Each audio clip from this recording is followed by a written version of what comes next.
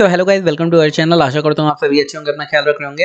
तो आज हम लोग कंप्यूटर के कुछ इंपॉर्टेंट क्वेश्चन देखने वाले हैं जो आपके एग्जाम के लिए बहुत इंपॉर्टेंट होने वाले हैं।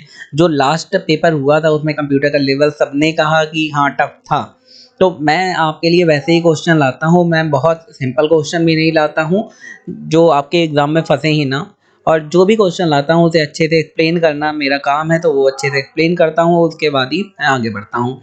तो चलिए बिना किसी देरी के हम लोग स्टार्ट करते हैं। आई होप आप सबकी तैयारी अच्छी चल रही होगी और आप लोग बहुत अच्छे से अपनी पढ़ाई कर रहे होंगे।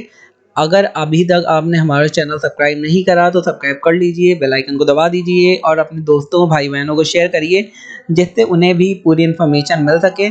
और दोस्तों, सब्सक्राइब करने का फ़ायदा ये भी है कि अगर आपको दोबारा मेरे चैनल में आना हुआ, देखना हुआ, तो आपको ढूंढना नहीं पड़ेगा, क्योंकि मेरे चैनल में लगभग सारे सब्जेक्ट की तैयारी चल रही है। चैनल पे जाके आप देख सकते हैं बाकी वीडियोस भी। तो चलिए बिना किसी देरी के स्टार्ट करते हैं। सबसे पहला हमारा क्वेश्चन है, इंटरनेट उपयोगकर्ताओं को वेबसाइट का उपयोग करने में मददगार सॉफ्टवेयर को क्या कहते हैं। तो जो भी लोग इंटरनेट का उपयोग तो हम सभी कर रहे हैं।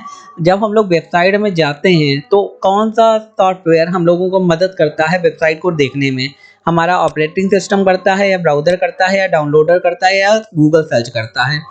ऑपरेटिंग सिस्टम वेबसाइट सर्च करने में मदद नहीं करता, डाउनलोडर नहीं करता। अब बचा क्या? ब्राउज़र और गूगल सर्च। अब बताइए, क्या गूगल सर्च मदद तो करता है, लेकिन क्या गूगल सर्च सॉफ्टवेयर है? नहीं, गूगल सर्च सॉफ्टवेयर नहीं है। हम लोगों को मदद करता है हमारा ब्राउज़र, जो कि एक सॉफ्टवेयर है। ब्राउज़र कौन कौन से होते हैं? क्रोम ब्राउज़र हो गया, मोजिला फायरफॉक्स हो गया, माइक्रोसॉफ्ट का ब्राउज़र हो गया। तो ये हमें मदद करते हैं सर्च करने में। तो हमारा बी वाला आंसर सही हो जाएगा, क्योंकि वो एक सॉफ्टवेयर है और ये सर्च इंजन है जो ब्राउज़र के अंदर होता है। तो ये सही नहीं होगा, क्योंकि सॉफ्टवेयर पूछा गया है। आगे देखते हैं कि गूगल सर्च आपको निम्न प्रकार के खोज करने की अनुमति देता है। तो भाई, गूगल सर्च में आप टेक्स्ट सर्च कर सकते हैं, वॉइस सर्च कर सकते हैं, इमेज सर्च कर सकते हैं। तो ऑल ऑफ द एबव कौन से सर्च आप कर सकते हैं, किस तरीके से? तो भाई, गूगल सर्च में हम हर तरीके का सर्च कर सकते हैं। तो यहाँ पे all of the above answer सही हो जाएगा। आगे देखते हैं क्वेश्चन, भंडारण माध्यम सीडी सूचनाओं को पढ़ने के लिए एवं लिखने हेतु उपयोग करा जाता है। तो सीडी का फुल फॉर्म क्या हो गया? Contact disc. तो इसमें क्या होता है भाई? मैग्नेटिक डॉट्स, चुंबकीय डॉट्स होते हैं, लाल रंग लेजर बीम होती है, या चुंबकीय स्ट्रिप होती है भाई, या फिर इनमें से कोई नहीं। तो इसमें क्या होता है भाई? सीडी में हमारा होता है लाल रंग लेजर बीम। तो इसके जरिए सीडी काम करती है। चुंबकीय जो भी टेप होता है उससे जो हमारा हार्ड डिस्क है या बाकी चीज़ें हैं वो बनती हैं, क्योंकि जब हम लोगों को ज़्यादा स्टोर करना होता है तो हम लोग उसमें क्या यूज़ करते हैं? मैग्नेट टेप का यूज़ करते हैं। आगे देखते हैं, यूट्यूब साइट का उपयोग क्या है? भाई, यूट्यूब किसके लिए यूज़ करते हैं बताने की जरूरत नहीं, वीडियो देखने के लिए हम लोग यूज़ करते हैं। आगे बढ़ते हैं हम लोग।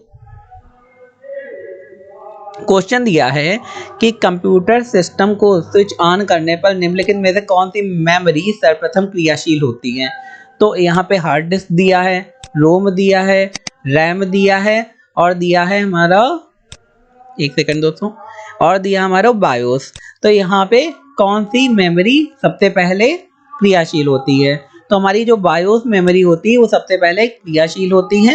हमारी कैशे मेमोरी भी काम करती है जब सबसे पहले ऑन करते हैं। उसके बाद जब कोई सॉफ्टवेयर आप खोलेंगे तो पहले वो रैम में खुलेगा। स्टोर कहाँ होता है? रोम में। खुलता कहाँ? रैम में। जब तक यूज़ करेंगे तब तक रैम में खुला रहेगा, यूज़ होता रहेगा, और जैसे ही आप बंद करेंगे फिर वो रैम से निकल जाएगा, रैम खाली हो जाएगी। हार्ड डिस्क में हम लोग डेटा भरते हैं और हार्ड डिस्क को ही आप रोम किसी तरीके से बोल सकते हैं। आगे देखते हैं, कंप्यूटर सिस्टम के सामान्य काम में बाधा उत्पन्न करने वाले कंप्यूटर प्रोग्रामों को क्या कहते हैं? भाई, जो भी वायरस होते हैं, बग होते हैं, क्या कहते हैं?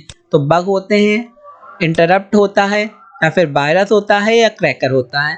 तो आप सामान्यतः काम कर रहे हैं, उसके बीच में एक ऐसा प्रोग्राम आ जाता है जो आपके कंप्यूटर को हैंग कर देता है या कोई और प्रॉब्लम कर देता है, तो उसे क्या कहेंगे? वायरस। आप सभी को पता होगा, मैंने बताया कि वायरस एक प्रोग्राम होता है जो हमारे कोई भी ईमेल या फिर वेबसाइट में क्लिक करने में, गलत जगह क्लिक करने में, वो हमारे कंप्यूटर में डाउनलोड हो जाता है और फिर वो रेप्लिकेट होता रहता है। रेप्लिकेट माने अपने और भी कॉपीज बनाता रहता है और उसके बाद कंप्यूटर में प्रॉब्लम क्रिएट कर देता है। आगे देखते हैं, निम्न में से कौन सी नवीनतम इनपुट आउटपुट तकनीकी है? तो भाई, थंडरबोल्ट है, या फिर यूएसबी है, या फिर सीरियल पोर्ट है या फिर पैरेलल पोर्ट है। तो यहाँ पे जो थंडरबोल्ट है वो नई इनपुट आउटपुट तकनीक है जिसमें आप इनपुट भी कर सकते हैं और आउटपुट भी कर सकते हैं। क्वेश्चन दिया है कि दूसरी पीढ़ी के कंप्यूटर मतलब सेकेंड जनरेशन कंप्यूटर का मुख्य पुर्जा क्या है। मुख्य पुर्जा से समझिए सेकेंड जनरेशन कंप्यूटर में क्या जोड़ा गया था, क्योंकि हर जनरेशन में कुछ नया जोड़ा गया तभी वो नई जनरेशन का कंप्यूटर बना। तो सेकेंड जनरेशन कंप्यूटर में क्या जोड़ा गया, आईसी जोड़ी गई, मतलब इंटीग्रेटेड सर्किट। तो दोस्तों आगे बढ़ने से पहले मैं आपसे रिक्वेस्ट करना चाहता हूँ एक बार फिर से कि हमारे चैनल को लाइक शेयर सब्सक्राइब जरूर कर दें, जिससे आगे आने वाली वीडियोस के अपडेट आपको मिल सके। हमारा एम आपको रटाना नहीं जबकि सही से पढ़ाना है, आपके कॉन्सेप्ट को क्लियर करना है, जिससे पेपर में आप कोई भी क्वेश्चन आ जाए तो आप कर पाएँ। जो सब्सक्रिप्शन है तो मोटिवेशन, सब्सक्राइब करेंगे तो हमें मोटिवेशन मिलेगा और हम और अच्छे वीडियोस आपके लिए लाएंगे। आगे क्या है, प्रोसेसर है, वॉल्व है या रजिस्टर है। तो जो सेकेंड जनरेशन कंप्यूटर थे उसमें हम लोगों को रजिस्टर मिला। देन उसके बाद थर्ड जनरेशन कंप्यूटर है उसमें भी कुछ ऐड हुआ, फोर्थ जनरेशन कंप्यूटर है उसमें भी कुछ ऐड हुआ, फिर फिफ्थ जनरेशन मॉडर्न कंप्यूटर आए तो उसमें भी कुछ नई चीज़ ऐड हुई। आगे देखते हैं, प्रिंटर को दाएं बाएं ले जाने का काम कौन करता है। प्रिंटर को अगर दाएं या बाएं ले जाना है तो आप किसके थ्रू ले जाते हैं, पोर्ट के थ्रू, प्रिंटर हैंड के थ्रू या फिर हैंड असेंबल के थ्रू या फिर मदरबोर्ड के थ्रू। सिंपल सी बात है, अगर प्रिंटर को दाएं बाएं आप ले जाना है तो फिर आप मदरबोर्ड का यूज करेंगे। भारतीय इंफोटेक उद्योग के पितामह की संज्ञा किसे दी जाती है। तो इंफोटेक में मतलब इंफॉर्मेशन टेक्नोलॉजी में सबसे पहले किसने काम करा, अजीज प्रेम जी, नाम आपको बताया होगा, फकीर चंद कोहली, नारायण मूर्ति या फिर केदार प्रसाद सिंह। तो वो फकीर चंद्र कोहली को दिया जाता है। बाकी अजीत प्रेम जी की आईटी की कंपनी है, नारायण मूर्ति की आईटी की कंपनी है, आपको पता ही होगा। तो जैसे बड़ी बड़ी कंपनीज के नाम मैं बता देता हूँ, एक्सेंचर हो गई, इन्फोसिस हो गई, विप्रो हो गई, एचसीएल हो गई, टाटा टीसीएस हो गई, तो काफ़ी सारी कंपनियां हैं। आगे देखते हैं, वर्क स्टेशन जिस माध्यम से सूचना के प्रसार के लिए सामान्य चैनल का उपयोग करते हैं वे क्या कहलाते हैं। भाई वर्क स्टेशन जो होते हैं तो कौन से माध्यम से सूचना का प्रसार करते हैं और कौन सा चैनल का यूज़ करते हैं। वो एक्सेस मेथड का यूज़ करते हैं या रिसीविंग मेथड का यूज़ करते हैं या सेंडिंग मेथड का यूज़ करते हैं या फिर इनमें से कोई नहीं। तो ये वाला क्वेश्चन आपको कमेंट सेक्शन में देना है, क्योंकि आप भी इंटरेक्ट करिए, खाली मेरे ही बताने से कुछ नहीं होगा, आप लोगों को इंटरेक्ट करना पड़ेगा जिससे आपको भी समझ में आ जाए। ठीक है दोस्तों, आगे देखते हैं क्वेश्चन कि असेंबलर आपको पता होगा। तो असेंबलर का काम क्या है ये पूछा गया है। तो असेंबलर का काम क्या है, जोड़ना है असेंबलर का काम, या फिर मशीन लैंग्वेज को असेंबली लैंग्वेज में कन्वर्ट करना है या फिर असेंबली लैंग्वेज को मशीन लैंग्वेज में कन्वर्ट करना है। सिंपल सी बात आपने पढ़ा होगा, असेंबलर का काम क्या होता है, असेंबली लैंग्वेज को मशीन लैंग्वेज में वो कन्वर्ट कर देता है जिससे कंप्यूटर समझ पाता है उस लैंग्वेज को। आगे देखते हैं, प्रिंटर की इंक में उपयोग में लिया गया कार्बन। भाई जो प्रिंटर की इंक में जो कार्बन हम लोग यूज करते हैं वो होता क्या है। तो क्या होता है, चारकोल होता है या कार्बन ब्लैक होता है या फिर गैस कार्बन होता है या फिर कोक होता है।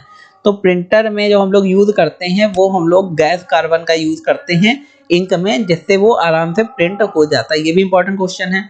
आगे देखते हैं क्वेश्चन, भाई डैश सॉफ्टवेयर कोड में त्रुटियां ढूंढने की एक प्रक्रिया है।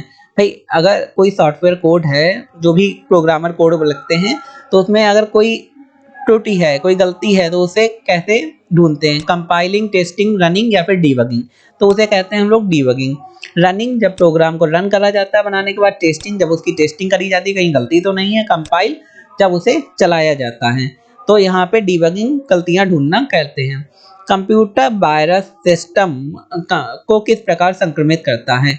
तो कंप्यूटर वायरस क्या करता है भाई, सिस्टम का तापक्रम बढ़ने से, या फिर संक्रमित प्रोग्राम या डिस्क चलाने में, या फिर पर्याप्त मात्रा में बिजली आपूर्ति नहीं होने से, या इनमें से कोई नहीं। तो इसका सही हो जाएगा कि पर्याप्त मात्रा में बिजली आपूर्ति नहीं होने से।